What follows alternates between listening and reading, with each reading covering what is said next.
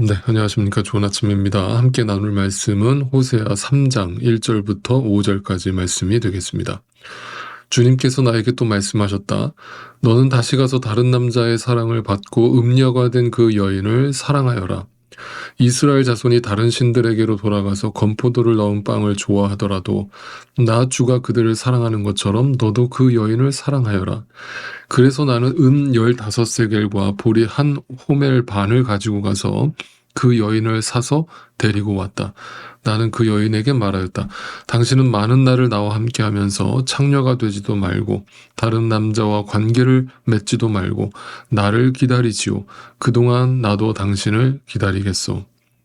이스라엘 자손도 많은 날을 이렇게 왕도 통치자도 없이 희생 제물도 돌기둥도 없이 에봇도 드라빔도 없이 살 것이다.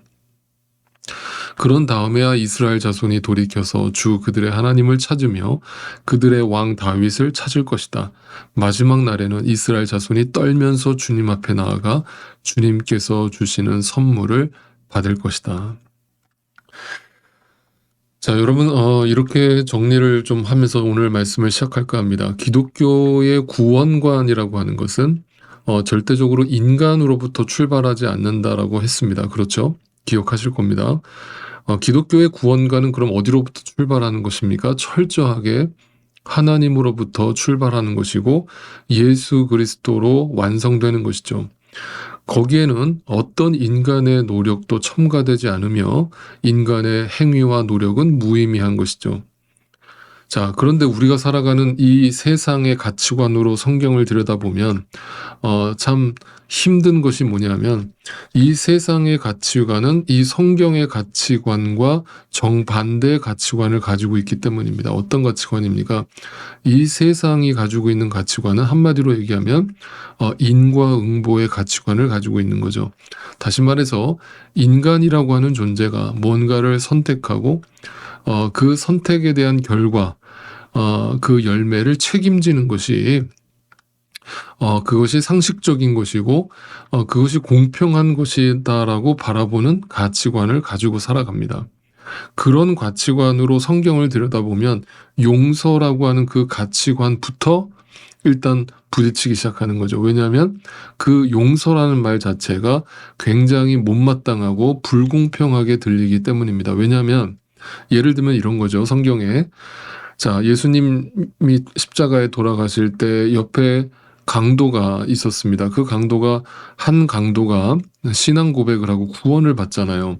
그러면 그 강도의 모습을 보면서 평생 나쁜 짓만 하다가 죽기 마지막 직전에 회개를 했다고 해서 그는 천국에 들어가고, 어떤 사람은 평생 착하게 살았는데도 단지 예수를 안 믿었다는 이유 하나만으로 지옥에 들어간다라고 하는 이 논리가 과연 어떻게 이것이 상식적이냐라면서 성경 자체에 대해서 반박을 하는 것이죠. 결국 그 반박의 이유는 뭐냐면 인과응보라고 하는 그 절대적 이 세상의 상식적 가치관으로 성경을 들여다봤을 때 그 용서라고 하는 말 자체가 용납이 안 되는 것이죠. 그렇게 보면 이제 결국 그런 분들은 뭐냐면 자기가 어떤 확신을 가지고 있냐면 나는 절대 실수가 없을 것이며 나는 그렇게 나쁜 짓을 하지 않고 사는 것만으로도 인생을 잘 살았다라고 생각한다라는 그 상식에서 하나님의 사랑과 하나님의 구원관을 이해하려고 하기 때문에 부딪히는 것입니다. 그런데 성경이 말하는 인간의 본질이 뭐냐라는 걸 다시 한번 여러분께 말씀드려요. 인간이라고 하는 존재가 어떤 존재냐라는 것을 우리가 정말 100% 솔직하게 자기 자신을 들여다본다면 인간은 절대 선하지 않다라는 결론에 도달할 수밖에 없다는 거거든요. 그 선하지 않음이 내 안에 혼란을 가져오고 그 혼란과 또 어두움과 또 그 어떤 자기 기만이 이 세상을 살아가면 갈수록 나이가 들어가면 들어갈수록 허무함을 가져다 주는 것이거든요. 그 허무함을 근본적으로 성경은 뭐라고 얘기하느냐? 그 자체가 죄 때문이라고 말하고 있는 거예요. 그래서 그 죄를 해결하기 위해서 인간의 노력으로는 절대 얻어낼 수 없는 것이 구원이라고 말하고 있는 것이죠. 네, 그래서 성경이 말하는 구원은 일방적으로 하나님의 선택과 하나님의 주권과 예수 그리스도의 은혜의 공로가 아니고서는 네, 그 구원이라는 것 자체가 불가능하다. 그러니까 하나님과 원래 하나였던 우리가 그 하나됨을 회복하는 것이 구원인데 그 구원을 이루는 길은 네, 오직 예수 그리스도의 십자가의 은혜밖에 없다라는 사실을 성경이 말하는 겁니다. 저희 교인들은 제가 이것에 대해서 아주 수도 없이 강조를 했기 때문에 너무 잘 알고 계시리라고 생각합니다만, 다시 한번 정리를 해드린다면 성경의 행위라고 하는 것은 그 구원에 이룰 수 없는 행위, 그러니까 구원에 이룰 수 있는 행위는 없다라는 것이고, 그러나 정말 구원받은 신자는 반드시 열매로서 행위가 따라온다라고 제가 수도 없이 말씀드렸습니다. 그것을 야고보서에서는 행함이 없는 믿음은 가짜고 죽은 믿음이라고 말하고 있는 것이죠. 그래서 그 행함은 노력으로 얻어내는, 노력으로 표현하는 행함이라기보다는 자연스럽게 능동적으로 일어나는 복음에 대한 반응인 것이죠.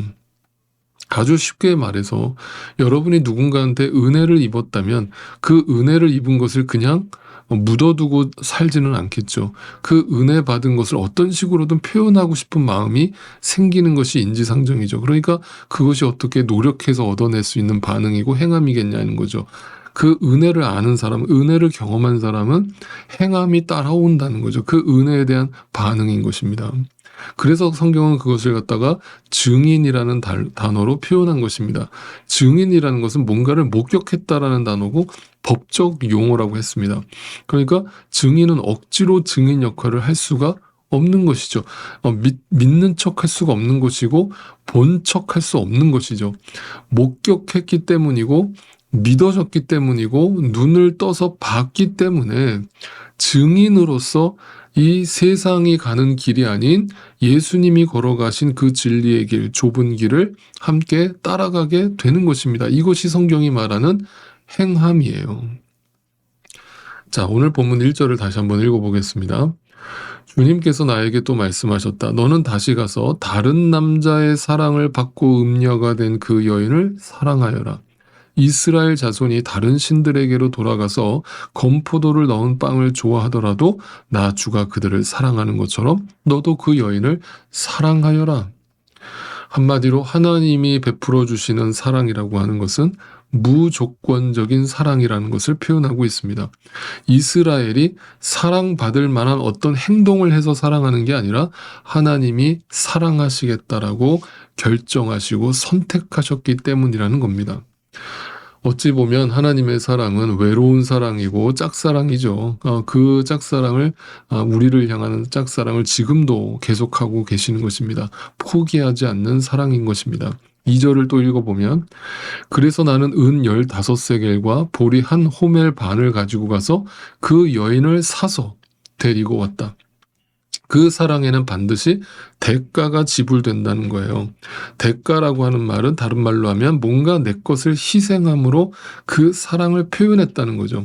음란한 여인을 다시 데리고 오기 위해서 값을 지불했다는 거예요. 그 값이 희생이고 그래서 사랑은 희생이라는 거예요. 그것이 어디서 나타난 겁니까? 하나님의 아들 예수 그리스도가 이 땅에 인간의 몸으로 낮아지셔서 십자가에서 저주를 받고 죽는 모습으로 값을 치르신 것이죠.